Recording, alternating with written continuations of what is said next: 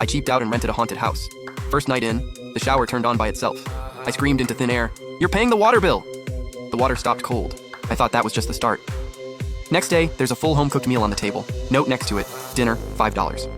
My brain ran the math real quick. 3 dishes, a soup, meat, and veggies all looking fire. A restaurant would charge at least $10 for this. Going 50-50 at 5? Hell yeah, worth it. I grabbed my chopsticks, picked up a piece of that glazed braised pork, popped it in, nearly swallowed my own tongue. That good. I'm demolishing the food and mumbling into thin air at the same time. Yo, ghost lady, you're being so cheap. You're literally dead, and you're still nickel and diming me? Come on, be cool. Dead silence, just me chewing. Finished eating, let out a nice burp. Looked at the greasy dishes, lazy mode fully activated. I just dumped them in the sink and walked off. Wanted to see where the line was. Next morning, soft clanking from the kitchen woke me up. I crept to the doorway. Every dish was spotless, stacked perfectly. Another note. This time, no blood, just regular black pen. Dish fee, $1 per wash, billed at end of month. I laughed. Okay then. 20-something years alive and I've never met a ghost with this many principles. My competitive side fully kicked in. Oh, you wanna go? Let's go. I deliberately left a full trash bag blocking half the doorway. I dare you to take it out. Next day, it was gone. Sticky note on the door. Errand fee, $2. I dragged myself home from a late shift, half dead, reached for the light, and the living room just lit up on its own. Soft glow. Something in my chest went warm. Then a note drifted down from the lampshade. Left the light on for you. Electricity not included. That warm feeling? Gone instantly. I rolled my eyes at the ceiling. Days kept rolling by like this, ridiculous little standoffs, and I slowly figured out what made my ghost roommate tick. His name was Su Wangking.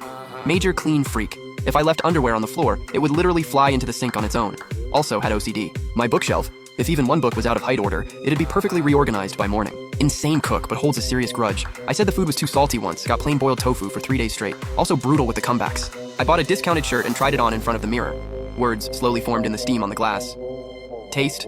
Questionable. Style? Questionable. Wallet? Even more questionable. I lost it, yelling into thin air, "Mind your business! You're dead and you're still splitting every cent?" The mirror wrote back, "Same to you." I started getting used to having him around. Even started to enjoy it. No more instant noodles, at least.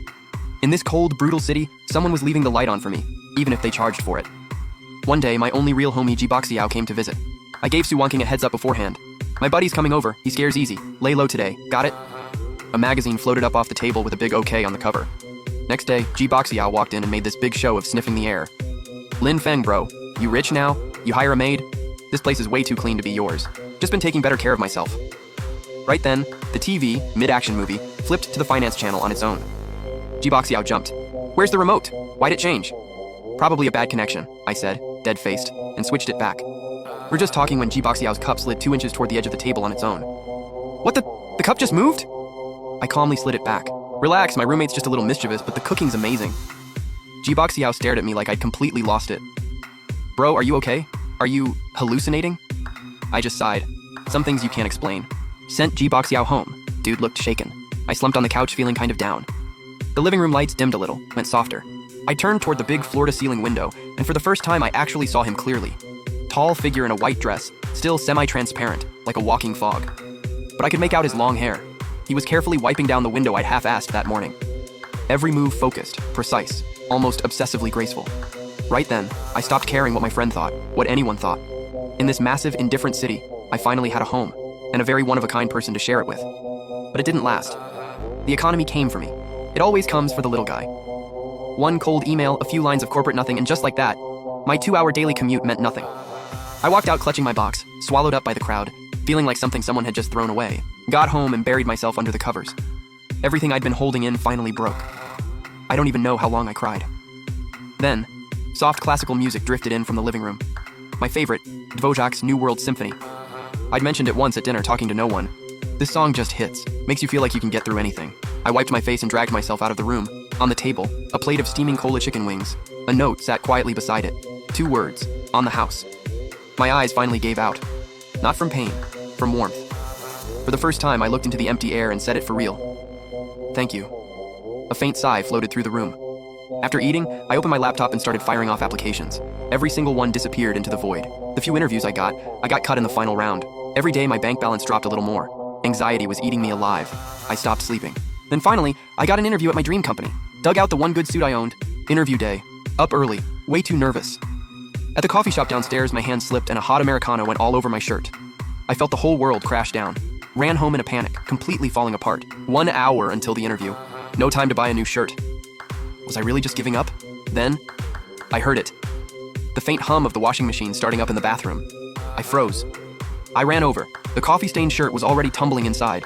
20 minutes later, it stopped. Dryer kicked on.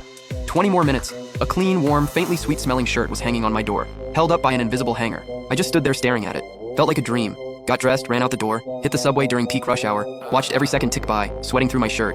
Just as I was about to bail and fight for a bus, the gate in front of me beeped. Green light, barrier swung open. No time to think. I bolted through. Hit the platform. My train's doors were already closing. My heart dropped. Then right as they were about to shut, something caught in the gap. Loud alarm. The doors bounced back open. I half fell onto that train, standing there gasping, heart going crazy. This was all way too convenient. Like someone had been clearing the path for me. I made it 5 minutes before the interview started. Every second waiting in that conference room was torture. Finally my turn. Deep breath. Walked in. 4 interviewers in a row, stone-faced. My palms were soaked. My prepared intro made it to my lips. And then nothing. Total blank.